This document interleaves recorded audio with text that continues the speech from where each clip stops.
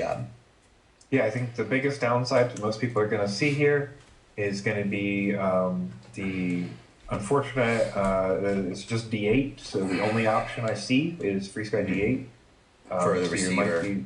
You might be range limited on that. The 200 milliwatt VTX seems pretty reasonable, but unfortunately, I think that D8 is going to be a limiting factor in this guy. That is really disappointing. I mean, you probably could put a crossfire receiver on it. I mean, the probably with the Tiny Hawk Freestyle, the pads are there for you to put an Express LRS or a crossfire receiver on it. I guess it's not the end of the world. It is a little disappointing. Like, but I mean, like, what else would they do? Would they ship it with crossfire? It's not going to have a built-in crossfire. Yeah, or maybe, yeah, I don't know. I guess they don't have an option because they want to use all their stuff because it's Emacs, but you can just see Express LRS or something. You know, those EPs are so small. It's true. It's so light. That'd be the first thing I'd do, is I'd pull the D8 antenna off it, I'd find some solder pads, and I'd put a little Happy Model EP2 ceramic antenna receiver on it, and then I'd have range for days. Yeah, I'm trying to confirm that this board, because this is the NanoHawk board, I'm not 100% sure it has a free UART. Please let it have a free UART. Please. Can't quite find it. Because while you're looking for that, when I flew Kebab's toothpick, it had a crossfire receiver and it had a Unified Nano, which is 400 milliwatts. And so I really never felt limited by the range of either the video or the controlling. And for a tiny quad like that, it was really liberating. Because usually you're just like, you're constantly on the edge of fail-safing with like a tiny whoop. 200 milliwatts I'd rather have 4, but 2 is acceptable. But the range on that D8 receiver is really gonna hamper your fun, I think. And the other one, and I only see an S-Bus pad. Oh, really disappointing. Yeah, there's like a split out S-Bus pad, so you could add like Crossfire in S-Bus, like with S-Bus mapping, but you couldn't add Express LRS right now. That's a feature that I kind of wish Express LRS would add, and it couldn't be that. Come on, Express LRS, how hard could it be? Right? Just code, just whip it out before breakfast. The ability to output even though S-Bus is a higher latency protocol for these tiny flight controllers that just can't handle Crossfire, it is nice. Anyway, all right, NanoHawk X. We'll keep our eye on that and check out reviews from guys like Nick Burns and see what they have to say. Whip it out before breakfast. Really got me. So next up, we're going to take a look. Darwin FPV has released. Basically, I think I'm going to use the C word on this one. Clone of the Dave C FPV 1S Nano long range build. It's basically the same exact thing built by Darwin FPV, as far as I can tell. Snap-in lithium-ion battery and all. So. Yeah, this is clearly Dave's design. I mean, Dave publishes his STL files. They could have. Well, I don't have them side by side to know, but they could have very well just taken his exact file. This looks like a resin print, doesn't it? It doesn't look like FDM, but it looks like a 3D print to me. Yeah, it kind of looks like a resin print, maybe, or some kind of other. Yeah, so I'm not sure exactly how they would be doing it. I do think this is a little different because the LiPo slot is integrated into the print. I don't remember if it was like that on the one I printed. I think you like added an extra slot, but otherwise, yeah, the same design and layout styles. Yeah. So the big question then is going to be, like the Dave C one, I know the durability was, I know it's not advertised for that, but like I had a fairly mild crash, and of course it broke, so it was never really designed for durability. The big question is going to be how this stacks up in terms of flight performance and then durability. You heard anything? Yeah, not too much yet. I don't know really anybody flying this yet, so I would definitely compare pricing and availability to the Dave C Nano long range options. So it looks like the Darwin one, that's not carbon. Like, that's not carbon. So It's got this like triangle bracing here, which if it was carbon, I'd say that's going to be stronger than the way Dave C does it, but it's not carbon, so we really don't know the strength of the material. It could be stronger based on the fact that it's got the triangle bracing. As far as motors go, Yeah, the original STL does also have that. Interesting. That cross bracing on the print, but no, he did not do that on the carbon. I assume that was on purpose. Yeah, weight reasons or something. Yeah. Darwin has gone with 1103, 12,000 kV. Dave has 1202, 0.5. So Dave has significantly bigger motors. Well, 1202.5, that's almost 1203.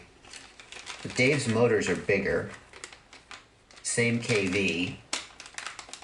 The Reckon 3 was underpowered. I mean, again, it's not designed to be a powerhouse, but I certainly am skeptical of any attempt to make the motors smaller. How about the VTX? 400 milliwatts, that's the same as the Reckon. Caddx Ant camera, that's pretty decent camera. How's the pricing? 129 versus 149. That's a tough one. Is the Dave C worth $20 more? That's probably. I'm gonna say yes because of the print. Like that's like the thing that is definitely holding me back right now is just the durability of the print.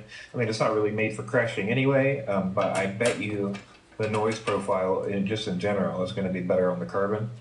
But yeah, interesting. I definitely have not flown both. So.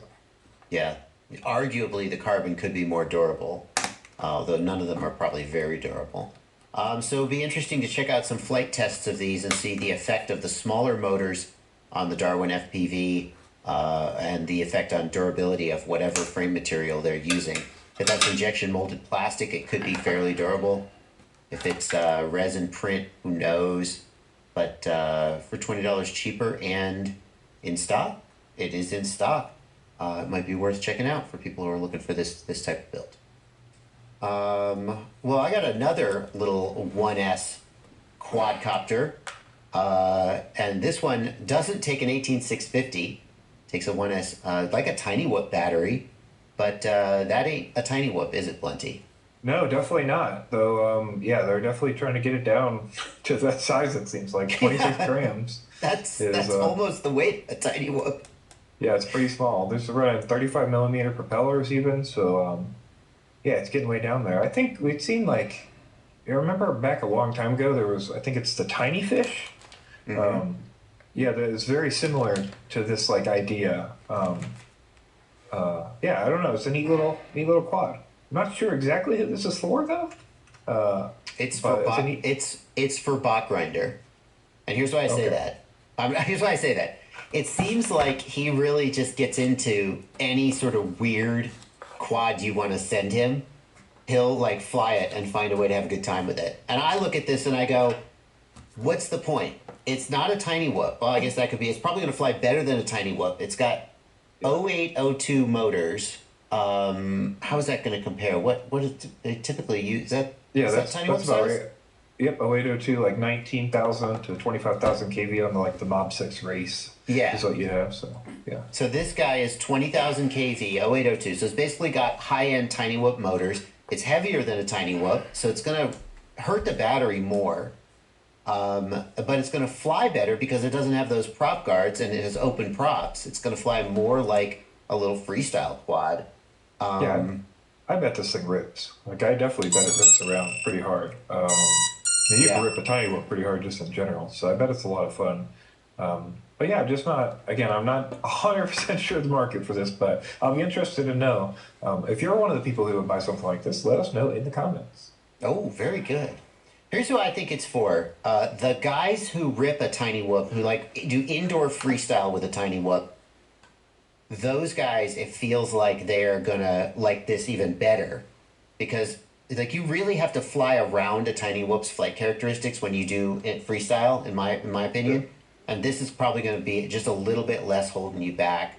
I feel like you're definitely going to want the highest end batteries that you can get, like as a cheap 450 milliamp hour, 350 milliamp hour 1S is just going to sag out. What do you think is the best tiny whoop battery people could put on this today, Blunty? I think we've talked about in a previous episode the Tattoo 1S 300s. I think those or any of the other like solid style that we're seeing come out. The first ones we saw were the Newbie drone, Nitro Nectar Golds. Yeah, that's it. Newbie Drone Nitro Nectar Gold, Tattoo, the solid style instead of the little folded Yes. style. I mean, I would rather have a 350 or a 400, to be honest with you. It feels like this thing is going to need it, but this is Not like sure. the minimum Do you I think would it'll start fit? with. In that Well, I molded, don't- it's got, So it's got like far, that weird so molded good. thing on top, and I wonder if they will fit anything else. Yeah, I don't know. Good question. Let's get this one out of the way. This is a new Tiny Whoop. A new Tiny Whoop.